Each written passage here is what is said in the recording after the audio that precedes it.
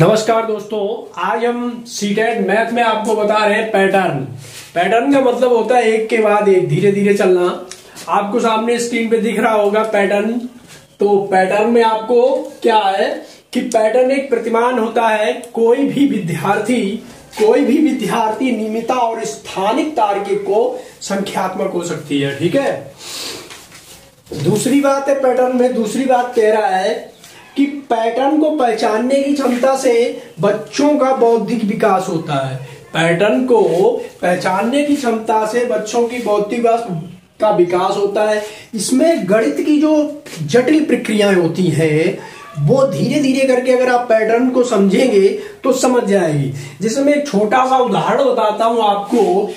Pattern का मतलब होता है एक, इस तरह से लीजिए, 2 की काउंटिंग ले लीजिए। 2 के बाद 4, 2 दूना 4, 2 तिया 6, 2 चाकू 8 और 2 पंचे 10, यानी कि जो 2 का पहाड़ा है यहां तक जाता है 20 तक। ठीक है, तो इसका मतलब ये हुआ कि ये पैटर्न से या पद्धति से चल रहे हैं। मतलब अगर हम इसको खोलना चाहें तो यहाँ पे क्या कर रहे हैं, हमने 2 का गुणा किया एक बार, 2 एकम 2 आए।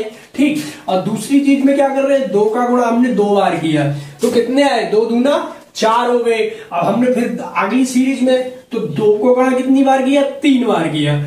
अगले आ गए तो 2 का गुणा हमने कितनी बार किया, 4 बार किया। यहां से फिर हम आ गए 2 का गुणा किया 5 बार। तो दोस्तों इसी तरह से हम जब पहुंचेंगे 2 का गुणा 10 बार करेंगे तो हमारा 20 आ रहा है। ठीक, तो इस तरह से पैटर्न की समझ बच्चों में आप विकसित कर सकते हो। ठीक है, यही पैटर्न का कहना होता है। ठीक है, तो पैटर्न प्रतिमान हमारे संख्यात्मक कौशल की क्या होती है, नींव होती है। संख्यात्मक कौशल की एक नींव होती है। ठीक है, अब हम इसी पे क्वेश्चन लेके आ रहे हैं आपके लिए। तो दोस्तों अब यहाँ पे आपको क्वेश्चन दिख रहा होगा, उसके ऑप्शन हमने लिख लिए क्योंकि ये क्वेश्चन हम बाद में एडिट करेंगे। एडिट करते हैं तो ऑप्शन में क्वेश्चन कह रहा है 0, क्या कह रहा है, 0 6 24, 0 6 24 60 1 से 20, इसके बाद क्वेश्चन मार्क। ये क्वेश्चन है आपके सामने। तो इसमें ये कह रहा है इसका अगला पद क्या होगा। दोस्तों ये पैटर्न का सवाल है और ऐसा सवाल हर बार आता है। क्या कह रहा है, अब पैटर्न में कह रहा है, ये ऑप्शन है आपके, 180 होगा, इसका 210 होगा, 216 होगा या 240 होगा। ठीक है, पैटर्न देख रहे हैं, 0 से 6 हुआ, 6 से 24 हो गया, 24 से 60, 1 से 20, डॉट डॉट करके आगे कितना आएगा, इसका आंसर निकालना है। चलो इस पे थोड़ा मंथन करके हम देखते हैं कि देखो यहां पे हमें क्या दिख रहा है।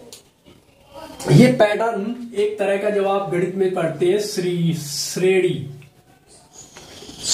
यानी सीरीज, बस उसी टाइप का होता है। ठीक है, तो अब 0 है यहां पे, तो अगर हम 1 का क्यू करके 1 को घटा दें, 1 का क्यू करके 1 को घटा दे तो यहां पे हमें क्या प्राप्त होगा। देखो 1 का क्यू दोस्तों 1 होता है और 1 माइनस करना है, 0 हो गया, पहली स्टेप।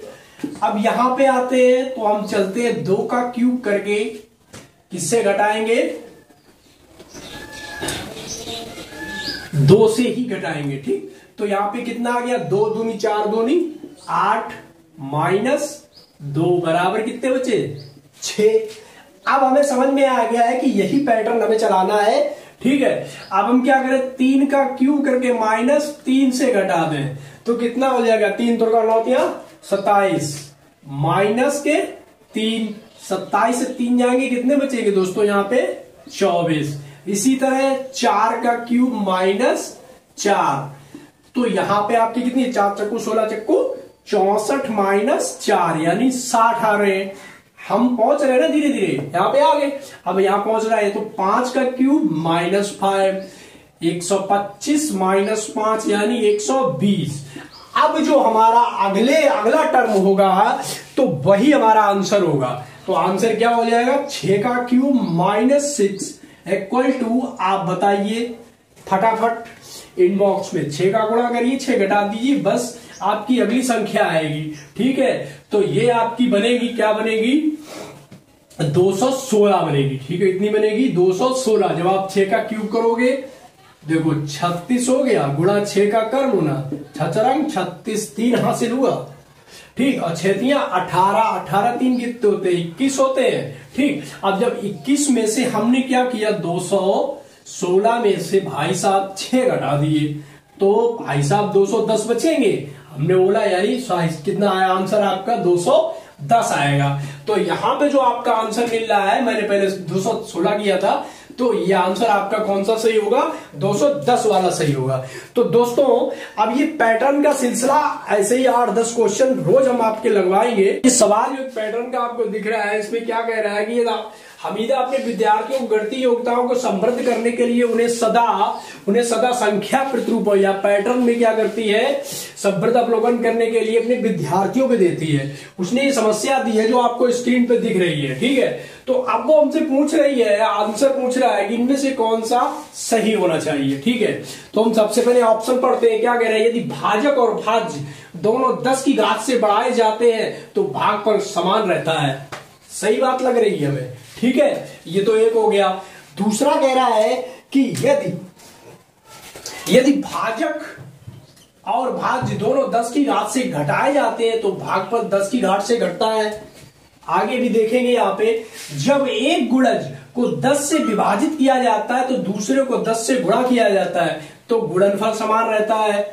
चौथा कह रहा है कि जब एक भाजक को 10 से घटत होती है मतलब घटाया जाता है। ठीक है, और दूसरे को 10 की घात से बढ़त होती है।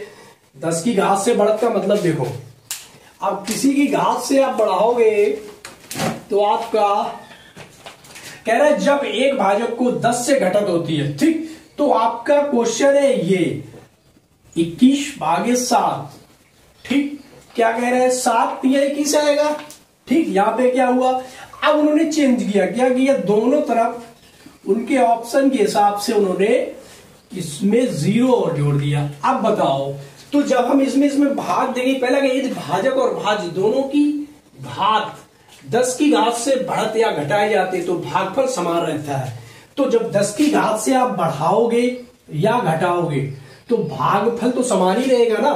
देखो, अब इसमें आप भाग दो, दूसरा पैटर्न ले लो, दूसरा ये वाला है, तो ये क्या हो जाएगा, अब यहां पे आंसर क्या आएगा। अब अगला पैटर्न कह रहा है ये वाला ले लो। अब जब आप इसको भाग दोगे तो आंसर क्या आएगा, आंसर सब में समान ही आ रहा है ना। 7 या 21 ये भी हो जाएगा, क्योंकि एक अंक के बाद 0 बराबर हो गया। अब इसमें 2 अंक के बाद 0, 2 अंक के बाद दशमलव है, दशमलव के बाद 2 अंक है, ये भी हट गया, ये भी हट गया, ये भी बराबर आ गया, तो 3। अब इसको भी हटा दो, यहां से भी हट जाएगा। तो अब इस क्वेश्चन के कहने का मतलब क्या है, अब देखो, पहला हमारा कहना है यदि भाजक और भाज्य दोनों की घात 10 की घात से बढ़ाएं, 10 की घात से बढ़ाए या घटाए, या मतलब पीछे चले जाओ, तो भागफल समान रहता है। भागफल हमारा समान ही है ना, तीनों में 3 आ रहा है, ये तो हमें सही लग रहा है। अब और देखें, यदि भाजक और भाज्य दोनों को 10 की घात से घटाए जाते तो भागफल 10 की घात से घटता है। भाई कहीं नहीं घट रहा है, ये भी गलत हो गया। ठीक, जब एक गुणज को 10 से विभाजित किया जाता है, किसी गुणज को मान लो 10 से विभाजित किया जाता है, यही चीज है। ठीक, तो क्या दूसरों को 10 से गुणा किया जाता है, एक को 10 से भाग दे दो और दूसरे का 10 से गुणा कर दो। ठीक, तो गुणनफल समान रहता है, ऐसा नहीं है। ठीक है, अब जब एक भाजक को 10 से घटत होती है, दूसरे भाजक की 10 से बढ़त होती है, तो गुणनफल समान रहता है। इस तरह से हमें इनमें आंसर नहीं मिल रहा है, यहां हमें सीधा सीधा आपका आंसर दिखाई पड़ रहा है। तो आपका आंसर हो जाएगा यदि भाजक और भाज्य दोनों की क्या किया जाए, 10 की घात से बढ़ाते हैं या घटाते हैं तो भागफल हमारा समान ही रहता है। तीनों में 3 ही आया है। ठीक है दोस्तों, तो इस तरह से पैटर्न के और भी क्वेश्चन हम आपके लिए लेके आते रहेंगे। आप मेरी क्लास को लाइक और सब्सक्राइब जरूर करिए।